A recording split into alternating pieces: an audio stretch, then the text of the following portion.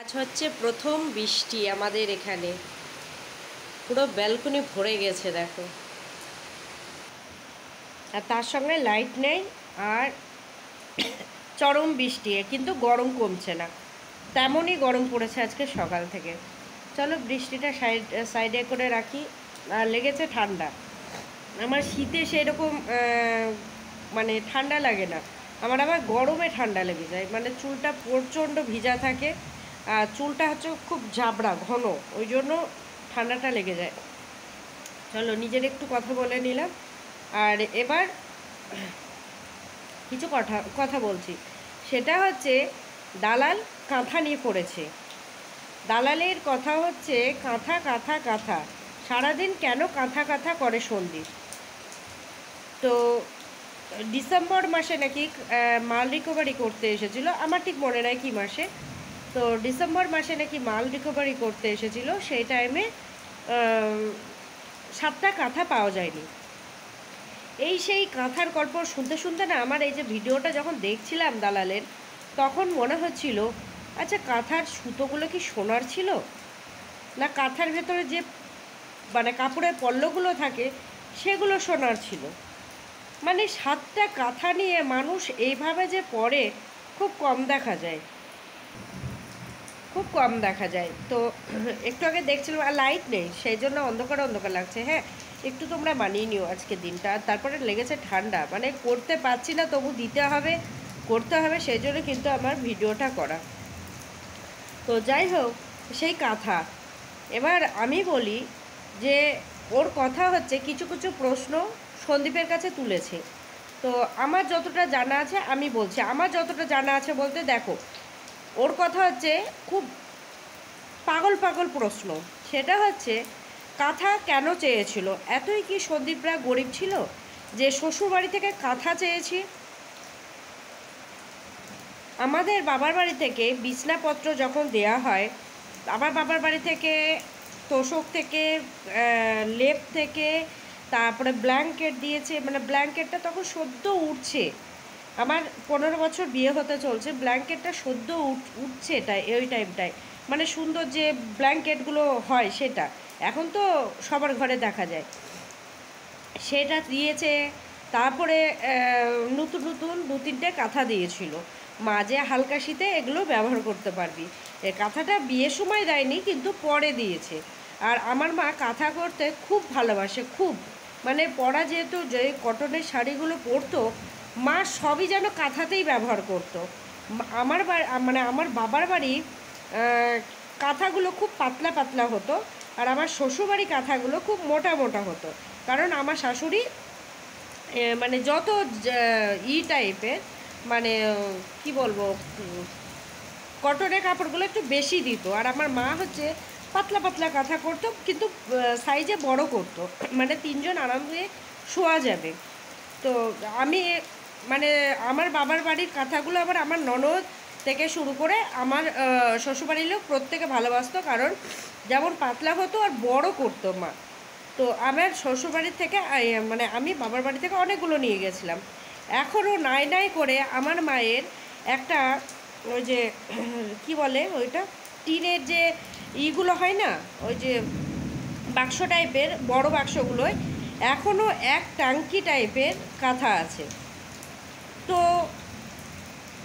মেয়েকে যদি কিছু ভালোবাসা দেয় শ্বশুরবাড়িতে, তাহলে সেটা না জানতো সন্দীপ, আর না জানতো সন্দীপের বউ, যে আমাদের এরকম একটা দিন আসবে যে কাঁথা না নেওয়াই ভালো, বা বিছনাপত্র না নেওয়াই ভালো, যে পিঠের তলা থেকে নিয়ে চলে যাচ্ছে, কিন্তু সে আর শুতে পারছে না, তার ঠান্ডা লেগে যাচ্ছে। ঘুম থেকে উঠে আমাদের ধবলা বলছে যে দেখো আমার চোখ মুখ ফুলে গেছে, ঠান্ডা লেগে যাচ্ছে, নিচে শুচ্ছি তো সেই জন্য। হ্যাঁ, এটা শুধু বালিশ দেখা গেল, নিচেই শুচ্ছে, নিচেই শুচ্ছে, অল আউট জ্বালাচ্ছে, মর্টিন জ্বালাচ্ছে, মানে ওই যে ধূপকাঠিগুলো। অল আউটটা আজকে দেখালো, মানে কালকে দেখাচ্ছিল অল আউটটা ধূপকাঠি, আজকে দেখালো অল আউটটা খারাপ হয়ে গেছে, ওই জন্য মশাটা লাগছে। ভালো কথা, কিন্তু ও যে মা মানে মা কেমন মা সেটা প্রত্যেকে দেখা যাচ্ছে। মেয়ে বলছে আমার ভালো লাগছে না, আমার টেনশানে ঘুম আসছে না, কিন্তু এই মা দিব্যি রিলস বানাচ্ছে, দিব্যি হাসি মজা করছে, দিব্যি লুডো খেলতে খেলতে নাচ করছে, দিব্যি এক কথায় ভালো আছে। কিন্তু এরকম মা দেখা খুব কম যায় গো, খুব কম যায়। মেয়ের কষ্ট হলে মা মানে সন্তানের কষ্ট হলে এক কথায় মায়েরা আগে বোঝে যে না আমার বাচ্চারা ভালো নেই, আমার বাচ্চার মনের অবস্থা। এই জন্যে বলে মায়ের কাছে থেকে কিছু লুকানো যায় না। কিন্তু এই ধবলার মাকে দেখো, মানে মौज মস্তিতে খুব ভালো আছে। মেয়ে যেটা করছে না, মায়ে সানগ্লাস পরে চলে যাচ্ছে, মায়ে তোমার ওড়না না নিয়ে ঘুরে বেড়াচ্ছে, মায়ে নাইটি পরে তোমার এদ বাড়ি ও বাড়ি প্রসাদ আনতে চলে যাচ্ছে, ভোট দিতে যাচ্ছে, দেখে মনে হচ্ছে কত ফ্যান্সিভাবে যাচ্ছে। মানে এরকম মাটা খুব কম দেখা যায়, খুব কম দেখা যায়। মেয়ে রাতে ঘুম আসছে না, মা খেয়ে দিয়ে নিজের মতো করে খাওয়া দাওয়া ছেলে বৌমাকে দিচ্ছে, নিজে খেতে বসেছে। মেয়ে স্নান করতে গেছে, মায়ের সেই তরটা সইছে না যে মেয়ে আসুক তারপরে আমি খাবো। তো বিছানাতেও দেখো মেয়ে সানে শুচ্ছে, ঠাম্মির বিছানায় জাগা হচ্ছে না, হয়তো ছোট চৌকি জাগা হচ্ছে না, কিন্তু মা শুচ্ছে খাটে। তাহলে তুই যখন, তাহলে ওর বাবা যখন বেশি দিনটাই বাড়িতে না থাকে, আর এতদিন নিশ্চয়ই কিছুতে তো শুতো, কিছুতে শুতো, তাহলে সেইখানে না শুয়ে তুই নাতির কাছ থেকে খাট টাট নিয়ে চলে এলি, এ কী করছিস? নিজে শুচ্ছিস। ধবলার যা গয়না মায়ে পরে ঘুরে বেড়ায়, বেশিরভাগটাই দেখা যায় মায়ের হাতে আংটি, ধবলার যে আংটিটা মা পরে ঘুরে বেড়ায়। জানি না এটা কেমন মা। ধবলা আজকে বলছে আমি ভালো নেই, আমার মানে ভিডিও করার কোনো মন নেই, বা শর্ট ভিডিও যে আগে করতাম সবাই তোমরা বলছো যে শর্ট ভিডিও করো, আমি এখন ইচ্ছা করছে না আমার কিছু করতে, সময় পাচ্ছি না, সময় পাচ্ছে না। কি এমন কাজ করে তোমরা বলো তো? তোমরা মানে যারা ধবলাকে ভালোবাসো তারা বলো তো সারাদিন ধবলা কি করছে? এই তো ঘুম থেকে উঠছে, মিল্কশেক খাচ্ছে, আজকে নাই ঘুম ভেঙে গেছে তাই রাস্তায় রাস্তায় হেঁটে বেড়াচ্ছিল, কিছু তো একটা টেনশান আছেই। আর দিন যত যাবে ও বুঝবে, ওর ভুলগুলো ও বুঝবে, বুঝতেই হবে, কারণ ভুল যখন করে মানুষ তখন কিন্তু মানুষ বোঝে না, কিন্তু সময় যত যেতে থাকে তখন মানুষ বুঝতে পারে আমি কি ভুল করেছি, আমার কোথায় ভুল ছিল, কোথায় আমার এটা না করলেও চলতো, কিন্তু তখন সময় থাকে না। সেটাই হয়তো তার শুরু হয়ে গেছে ভাবনা চিন্তা করা। ওকে যারা ধরো মানে সাপোর্ট করে, তারা তাদের ঘরে যখন অশান্তি হয়, কই তারা তো বেরিয়ে যেতে পারছে না। এই যে দিদি, ধবলার যে দিদি আছে তার ঘরেও তো প্রায় অশান্তি লেগে থাকছে, এই ভিডিও নিয়ে, এটা নিয়ে, ওইটা নিয়ে প্রায় অশান্তি লেগে থাকছে। কই ধবলার যে দিদি মানে দালাল দিদি, সে তো বেরিয়ে যাচ্ছে না রাগ করে যে না আমি থাকবো না, আমি ভিডিও আছে আমার, আমি যেখানে সেখানে ঘর ভাড়া নিয়ে থাকতে পারবো, কি বাবার বাড়ি থাকতে পারবো, বা যেভাবে হোক চলে যাবে। কই সে তো পারছে না, ও তাকে মানিয়ে নিতে হচ্ছে সংসার, কিন্তু অন্যকে বলছে তুই ঠিক করেছিস, তুই বেরিয়ে এসে ঠিক করেছিস, এইভাবে বানানো যায় না, তুই তোর যখন আর্নিংয়ের সোর্স আছে তুই নিজের পায়ে থাক, তুই চল, তুই ছেলে নিয়ে আয়, তুই এ কর, তুই ও কর, মানে জ্ঞান দিতে ভালো পারে, কিন্তু নিজের সঙ্গে যখন হচ্ছে তখন অ্যাডজাস্ট করো, অ্যাডজাস্ট করো, অ্যাডজাস্ট করো, ওর বিবেক ওকে বলে।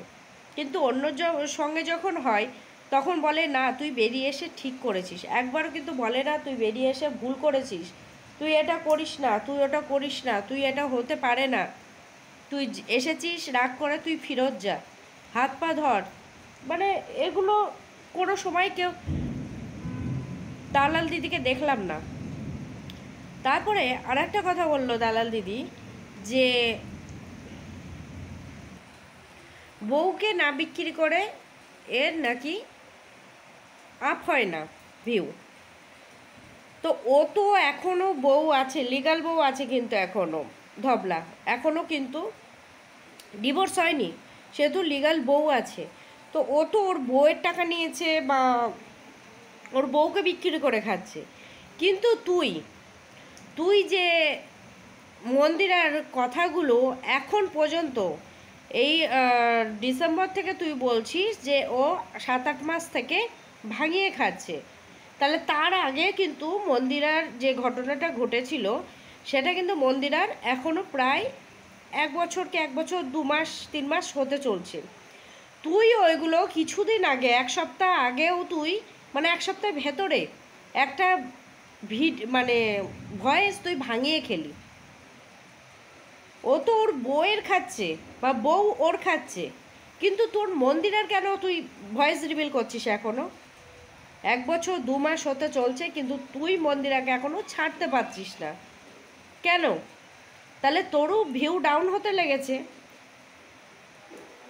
তোরও আর্নিং কমতে শুরু করছে। তুই সেই জন্য কী করলি? মন্দিরাকে আবারও কিন্তু চাটতে শুরু করলি। তোর কথায় তুই বললি কি বউকে চাটছে, তাহলে তুইও কিন্তু তার কথায় তুই চাটছিস। স্বামী স্ত্রী যদি এখনও তার যদি কাঁথা কাঁথা কাঁথা কাঁথা কাঁথা কাঁথা করে বেড়ায়, তাহলে সে কি বলবে? সে কি বলবে যে বের করছি দেখো, দেখে নাও? ও তো লুকিয়ে করেনি ভিডিও, ও তো যখন কথাগুলো বের করছিল তখন কিন্তু ভিডিওগুলো দেখাচ্ছিল যে এর ভেতর যদি থাকে তাহলে সে যেন নিয়ে যায়, আর না হলে গঙ্গার জলে ভাসিয়ে দেব, আমি এইসব জিনিস আমি রাখবো না। ঠিকই বলেছে, ঠিকই বলেছে। সবই যখন দিতে পেরেছে, তাহলে কাঁথা কেন দিতে পারবে না? এই কাঁথার ভিতর কি আছে যে 7টা কাঁথা দিতে পারবে না? ঘটি বাটি দানের বাসন ঘড়া সব দিতে পারলো, জিনিসপত্র সব দিতে পারলো, এই কাঁথাগুলো দিতে পারতো না? আরেকটা কথা তুই বললি যে জিনিস কিছু সরিয়ে দেওয়া হয়েছে, তো ঘটি বাটি কাঁসার থালা কাঁসার বাটি না সরিয়ে এই 7টা কাঁথাই সরালো, আর কিছু শাড়ি, ওই শাড়িগুলো কি সন্দীপের মা পরবে? মানে বোকা বোকা কিছু কথা, মানে তোকেই বোকা প্রমাণ করে, তোকেই বোকা প্রমাণ করে। আর তুই কি বললি যে সোনা গয়নাগুলো জেনে শুনে সামনে রেখেছিল, ওগুলো তো ছুঁয়েও দেখিনি।